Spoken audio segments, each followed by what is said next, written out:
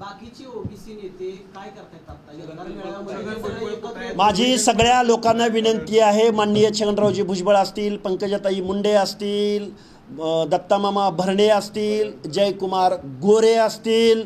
आमचे गोपीचंद पडळकर असतील, आमचे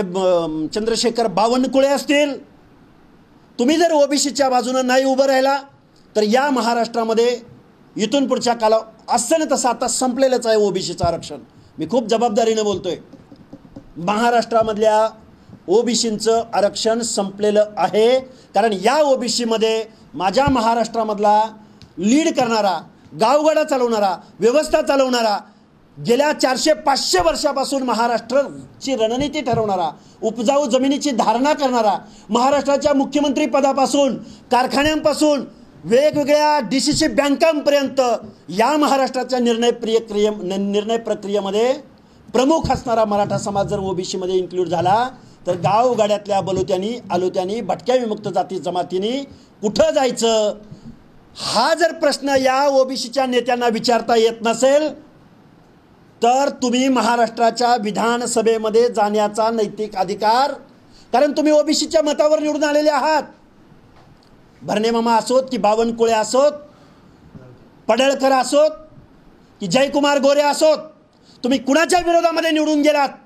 आणि तुम्हाला मतं दिली कुणी याची थोडी जर चाड असेल तर तुम्ही हा प्रश्न या महाराष्ट्राच्या मुख्यमंत्र्यांना विचारला पाहिजे. माझी सगळ्या लोकांना विनंती आहे, माननीय छगनरावजी भुजबळ असतील, पंकजाताई मुंडे असतील, दत्तामामा भरणे असतील, जयकुमार गोरे असतील, आमचे गोपीचंद पडळकर असतील, आमचे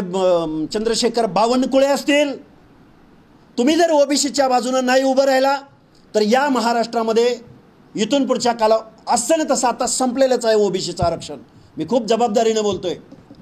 महाराष्ट्रामधल्या ओबीसींचं आरक्षण संपलेलं आहे, कारण या ओबीसीमध्ये माझ्या महाराष्ट्रामधला लीड करणारा, गावगाडा चालवणारा, व्यवस्था चालवणारा, गेल्या 400-500 वर्षापासून महाराष्ट्राची रणनीती ठरवणारा, उपजाऊ जमिनीची धारणा करणारा, महाराष्ट्राच्या मुख्यमंत्री पदापासून कारखान्यांपासून वेगवेगळ्या डीसीसी बँकांपर्यंत या महाराष्ट्राच्या निर्णय प्रक्रियेमध्ये प्रमुख असणारा मराठा समाज जर ओबीसीमध्ये इन्क्लूड झाला तर गावगाड्यातल्या बलुत्यांनी, आलुत्यांनी, भटक्या विमुक्त जाती जमातींनी कुठं जायचं हा जर प्रश्न या ओबीसीच्या नेत्यांना विचारता येत नसेल तर तुम्ही महाराष्ट्राच्या विधानसभेमध्ये जाण्याचा नैतिक अधिकार, कारण तुम्ही ओबीसीच्या मतावर निवडून आलेले आहात. भरणे मामा असोत की बावनकुळे असोत,